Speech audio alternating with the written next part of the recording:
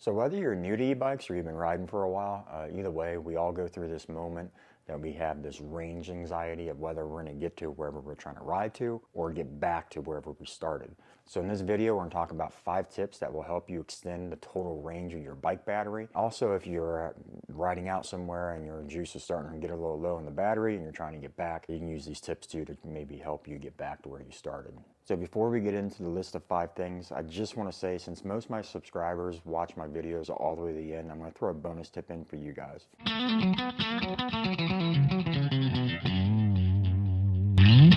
So the first thing on the list is going to be the air pressure of your tires. Yes, I know this is pretty basic, pretty simple, but you definitely want to double check your tire pressure to make sure it's the proper pressure. Usually it's listed on your tire, but that's number 1. So number 2 on the list is pedaling when you first start riding. Most of the voltage you use when you first start is like literally from going from 0 to whatever speed you're trying to get up to, whether it be 15 miles an hour or whatever. You're using the most energy on your bike and the battery in the start of that. So if you pedal in the very beginning opposed to using throttle only or something like that, it's going to extend the range of your battery because you're not using as much energy in the beginning. I'm going to show you a quick example. I actually went out and did a ride test to show you how this works. Okay, as you can see, we're at 56.9 volts. This number right here. I'm going to go ahead and take off without pedaling. I only have the rear motor. I'm not using dual throttle only. So as you can see, 55.1, 55, around 55 volts to get up to 20 miles an hour. And this time I'm going to take off pedaling. We're at 56.5. 56.3, 56.4. So that brings us to number 3.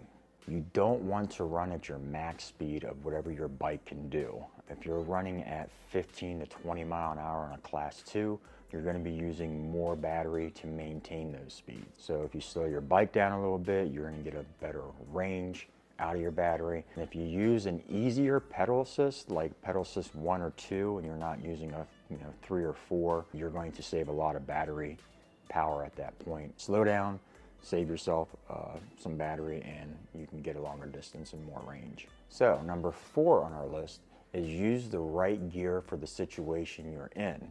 If you're riding up a hill, you don't want to be in a higher gear. You don't want to be in like 5th or 6th gear to where it's really hard to pedal. Use a simpler pedal gear, 1 or 2, to where it's easy for you to pedal. You can put more behind what the bike is doing and use less battery or less voltage to propel yourself up a hill by using a lower pedal gear. I know for my electric bike, if I'm using pedal assist number 2, usually 5th gear is about the right gear for that, to where it's not difficult to pedal or start off pedaling. It sort of is like that sweet spot. So most bikes do have a sweet spot between the pedal assist and the gearing. So you sort of have to find where that is. But yeah, if you're definitely going up a hill, you sometimes might have to come down a gear or 2. So it's easier to pedal, and you will save yourself some battery and extend your range. The 5th and final thing, which is sort of a no-brainer, is if you can lighten up the weight on your bike, the better, especially if you're going up and down hills. The more weight you have, the more power and juice it's going to use to get up a hill. Just leaving little things behind that you don't need and trying to lighten up your bike a little bit definitely helps. So now to my bonus tip for my subscribers.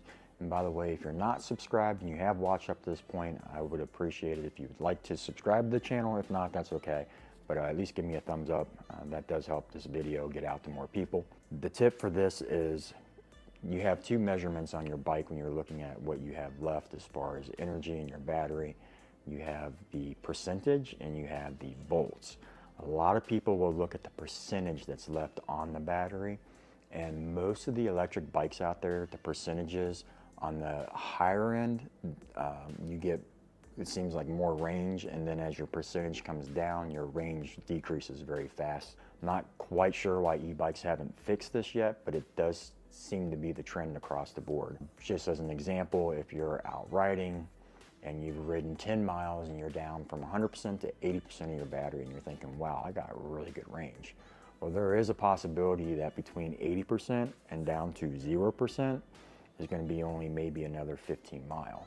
So Don't get caught up in the percentages because that will hurt you sometimes in the long run. Look at your voltage and how many volts you have left. I'm going to throw a list up here right now. These are your volts, so whether you got a 36, a 48, or whatever volts, this is the meter that you're going to want to look at accordingly to see how much battery you have left. Usually when you get down into, 20% of what your distance is left, or a couple of bars right before you get to the end, that's really where you need to be concerned, because that's when you start losing power and stuff like that. So that's a bonus tip. Definitely pay attention to your voltage. Ignore the percentages. Percentages a lot of times will get you in trouble. So again, I hope this video has been helpful. I'm going to be doing another video on some battery information, so definitely subscribe so you get a chance to see that, and we'll catch you in the next one.